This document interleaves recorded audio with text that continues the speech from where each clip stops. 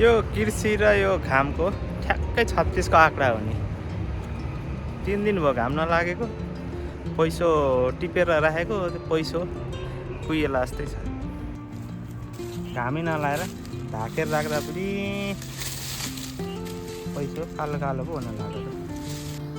गाउँको पैसा रुखबाट ट्याप्पा टिप्ने बित्तिकै पैसा रुपियाँ चाहिँ भन्दैन है, अलि प्रोसेस लाग्छ। हामीले अस्ति टिपेको कालचिनी 3-4 दिन घाम लागेर, अनि घाम लागेपछि सुकाएर बल्ल यो टिप्ने भएको छ। यसको गुणस्तरको लागि यसलाई धेरै सुकाउन पनि भएन, फेरि चिसोमा राखेर कालै हुन पनि भएन।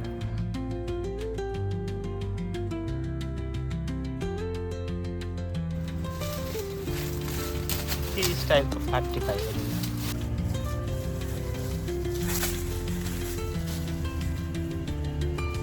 यो भिडियो बनाउनुको उद्देश्य एउटा त इन्टरटेनमेन्ट हो भइहाल्यो,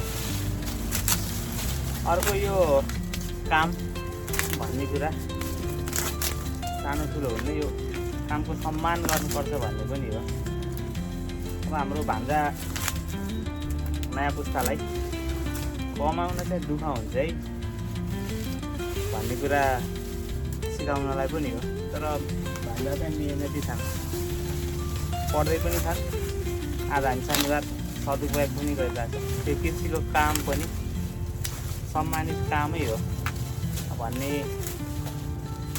देखाउनु पनि हाम्रो उद्देश्य छ। हामी तेजपत्ता आधा चाहिँ टिपेर भ्याइसकेका छौँ। अब आज हाम्रो यो भ्याउने लक्ष्य छ।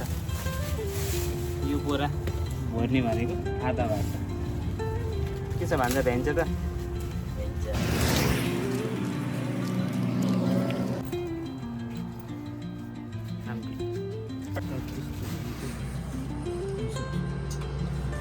कति रुपियाँ भयो?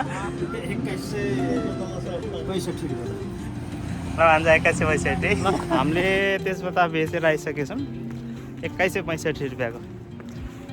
के छ त भान्जा, के गर्ने हो त नि पैसाले?